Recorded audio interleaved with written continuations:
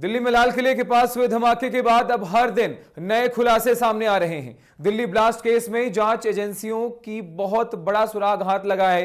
दरअसल जानकारी सामने आ रही है कि जांच एजेंसियों को आदिल के फोन से डिलीट किए गए व्हाट्सएप चैट मिले हैं, जिससे ब्लास्ट की फंडिंग पर गंभीर सवाल उठाए जा रहे हैं। वायरल हो रहे चैट से स्पष्ट हो रहा है कि आदिल बार बार पैसे मांगता दिख रहा है। इसके अलावा वह जिससे बात कर रहा था उससे कभी एडवांस सैलरी के लिए तो कभी तुरंत ट्रांसफर के लिए रिक्वेस्ट करता हुआ नजर आता है। जांच एजेंसियां क्यों कर रही हैं शक, ये भी आपके लिए जानना बहुत जरूरी है।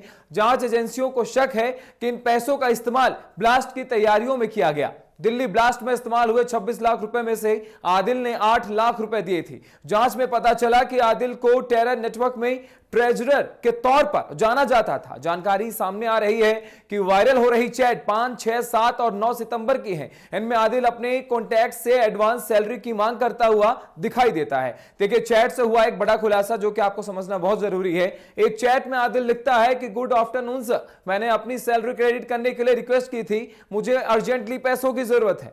फिर वह बार बार रिक्वेस्ट करता है कि पैसे उसके अकाउंट में जमा कर दिए जाएं।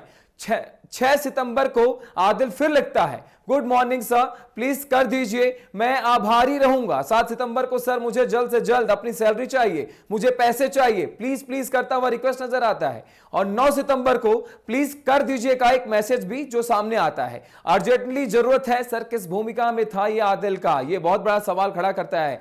एजेंसियों को शक है कि पैसे की यह मांग ब्लास्ट की तैयारियों से जुड़ी हो सकती है। आदिल ने दिल्ली ब्लास्ट में इस्तेमाल हुए 26 लाख रुपयों में से मिलियन में से 8 लाख रुपए दिए थे। बहुत बड़ा सवाल आपके सामने है।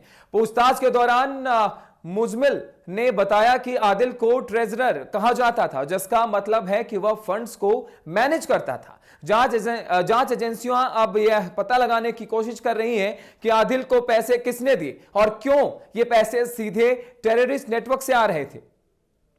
देखिए, फिलहाल डिजिटल फोरेंसिक टीम ने चैट्स रिकवर कर ली हैं और उन्हें केस में एक अहम कड़ी भी माना जा सकता है।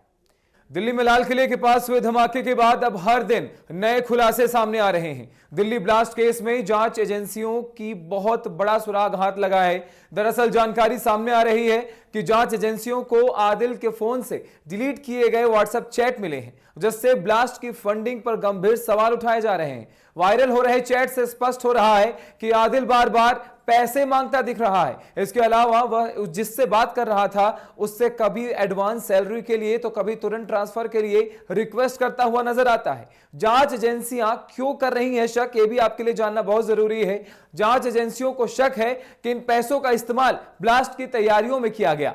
दिल्ली ब्लास्ट में इस्तेमाल हुए 26 लाख रुपए में से आदिल ने 8 लाख रुपए दिए थे। जांच में पता चला कि आदिल को टेरर नेटवर्क में ट्रेजरर के तौर पर जाना जाता था। जानकारी सामने आ रही है कि वायरल हो रही चैट 5, 6, 7 और 9 सितंबर की है। इनमें आदिल अपने कॉन्टैक्ट से एडवांस सैलरी की मांग करता हुआ दिखाई देता है। देखिए, चैट से हुआ एक बड़ा खुलासा जो कि आपको समझना बहुत जरूरी है।